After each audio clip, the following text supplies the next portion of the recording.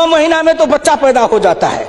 मैंने कहा कितनी वैज्ञानिक बात कर रहे हैं, ये तो वैज्ञानिकता है, प्रकृति का नियम है, 9 महीना में बच्चा पैदा होता है। लेकिन जो बच्चा पैदा होता है, क्या वो बच्चा 9 महीना में फिर बच्चा पैदा कर देगा क्या?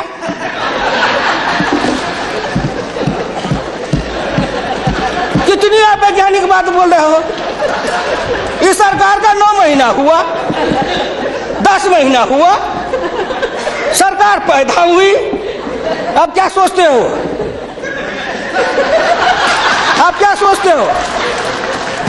ना कुछ मिले तो विरोधी में गए तो कुछ ना कुछ तो कहना है ना, नहीं तो दुनिया कैसे देखेगी कि विरोधी का काम कर रहे हैं। इसलिए आपसे मेरी विनम्र प्रार्थना है, अगर विरोधी का काम भी करना है तो आप अपने नेताओं को कहिए कि कुछ दिन हमारे पास आए, 6 महीना ट्रेनिंग दे देंगे कि हम विरोधी थे तो क्या करते थे। अरे नाटक भी करिए तो किसी डायरेक्टर से सीख तो लीजिए।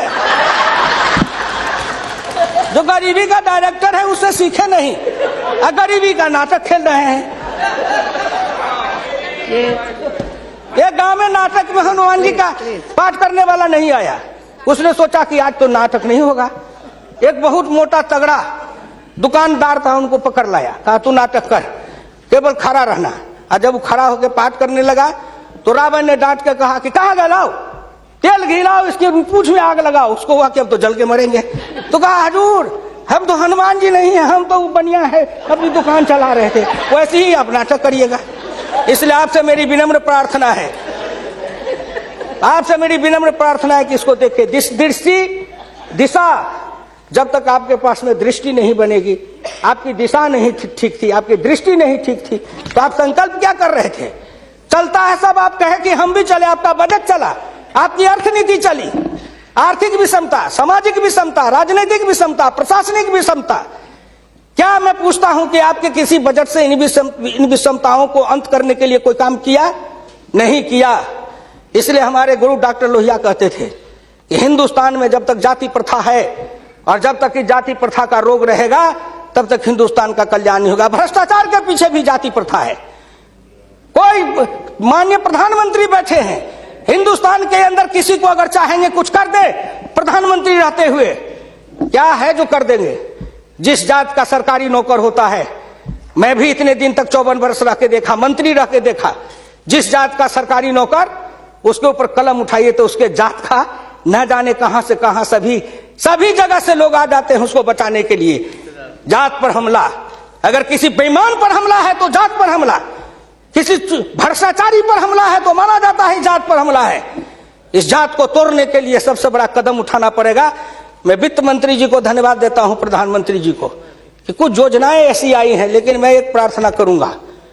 हमको कहते हैं कि आरक्षण की बात मैं कहता हूं शुरू दिन से, सदन सहमत हो और आप भी सहमत हो तो प्रधानमंत्री जी से कहूं कि तुरंत लागू करिए।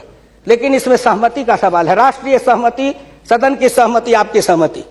सब आरक्षण मेरा खत्म कर दीजिए, लेकिन एक कर दीजिए, सरकारी नौकरी और सरकारी सेवा, इन दोनों के लिए अंतर जातीय विवाह को अनिवार्य करिए।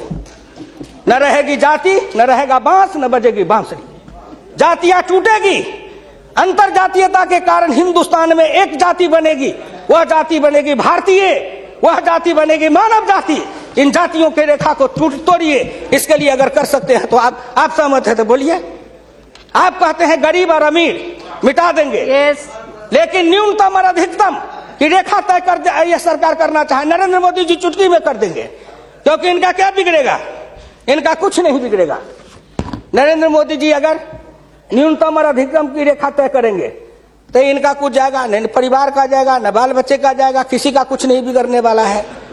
लेकिन चिल्लाने लगेंगे तो हम 100 से कम, न 1000 से ज्यादा। समाजवाद का यही तकाजा, बड़े समाजवाद की बात करते हैं। मैं ज्यादा समय नहीं लूंगा, मैं इनको समाजवाद की बात अपने गुरु डॉक्टर लोहिया की पढ़ के सुना दूंगा। और हमारे कुछ समाजवादी हैं, अब वो तथाकथित समाजवादी हो गए हैं।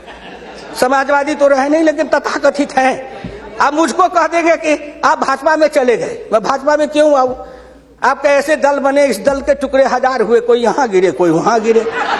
मैं कहां दौड़ा फिरता, मैं चला आया भाजपा में। मैं भारतीय जनता पार्टी के नेताओं को धन्यवाद देना चाहता हूं कि हुकुमदेव नारायण 3 बरस से ज्यादा किसी पार्टी को दुरुस्त नहीं रहने देता था। आज 20 बरस से भारतीय जनता पार्टी में अटल अटल खड़ा हूं। इस पार्टी में जब तक कोई ताकत नहीं है, अडवाणी जी में, अटल जी में, नरेंद्र मोदी जी में, इन सब लोगों में जब कोई गुण नहीं है तो मेरे जैसे उदंड आदमी को 20 वर्ष तक अपने पिंजरे में रख लिया है, कोई साधारण योग्यता है? इस बात को समझो। मैं आखिरी में कहूंगा अध्यक्ष महोदय, समाजवाद हर किसी से अन्य सिद्धांत की तरह एक होता है थोक, एक होता है फुटकर, एक होता है सगुन, एक होता है निर्गुण, एक होता है सिद्धांत, एक होता है कार्यक्रम। समाजवाद से एक सीढ़ी नीचे उतरो, उस सीढ़ी का नाम है बराबरी। उस बराबरी से एक सीढ़ी नीचे उतरो, गौर करिएगा कौन कौन बराबरी, आर्थिक बराबरी, सामाजिक बराबरी, राजकीय बराबरी, धार्मिक बराबरी।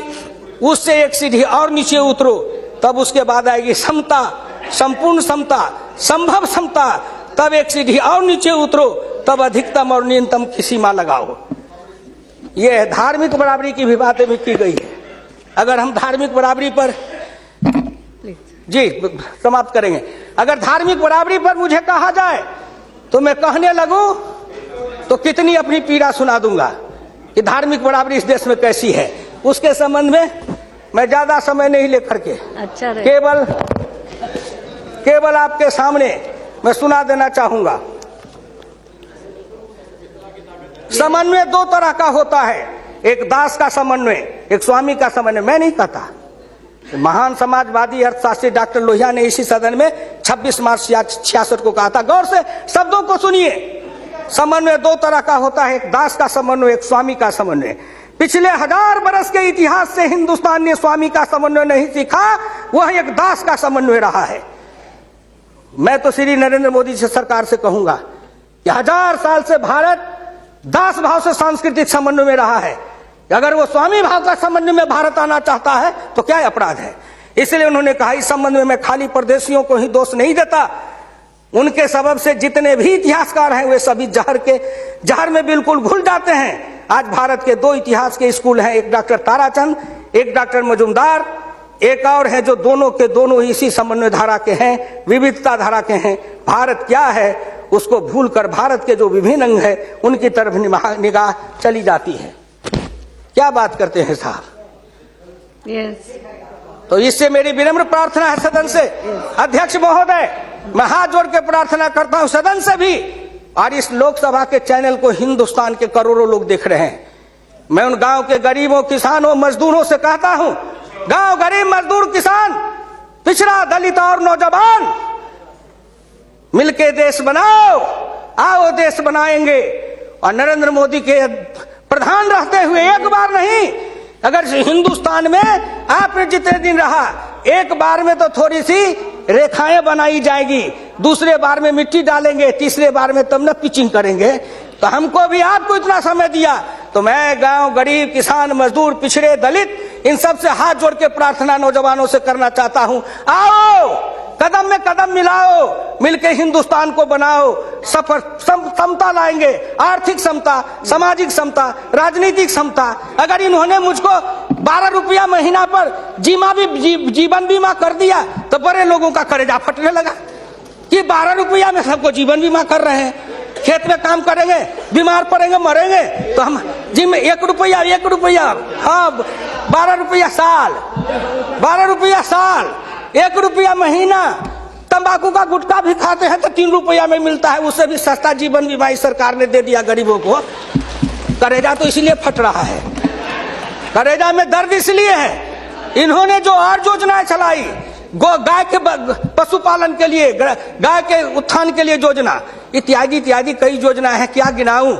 हरि अनंत हरि कथन अनंत। मुद्रा बैंक बनाए, उसमें छोटे इकाई वाले को कर्जा देंगे, छोटी इकाई, वो छोटी इकाई का जो गांव वाला कर्जा खाएगा उसको किसको देंगे ये? इसलिए आपसे मेरी विनम्र प्रार्थना है कि 1 सेकंड में, 1 मिनट में इस बात को कह के खत्म करूंगा।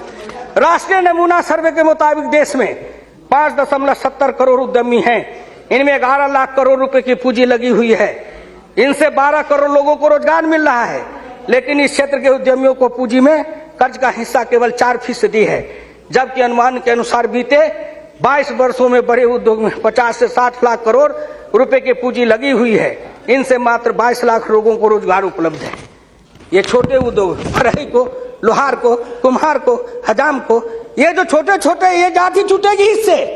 जाति आधारित हिंदुस्तान में पेशा है और पेशा के आधार पर जाति बनाया गया।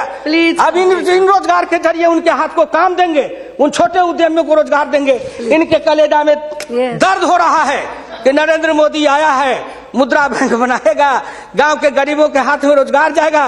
ये गरीब बनेंगे पहलवान, गरीब बनेंगे विद्वान, गरीब बनेंगे बुद्धिमान, गरीब के हाथ में दम ताकत आएगी तो आपके आगे शर्म गच्छामी नहीं होंगे, न फूड सिक्योरिटी खाएंगे, न मनरेगा खाएंगे। हम अपने पसीना और पुरुषार्थ से अपनी कमाई से इस देश को बनाएंगे। हम आपके भिखमंगा बन के जिए हैं, अब हम स्वाभिमान के साथ जिंदा रहना चाहते हैं। इसलिए मैं भारत के प्रधानमंत्री और वित्त मंत्री को धन्यवाद देता हूँ। बहुत बहुत धन्यवाद।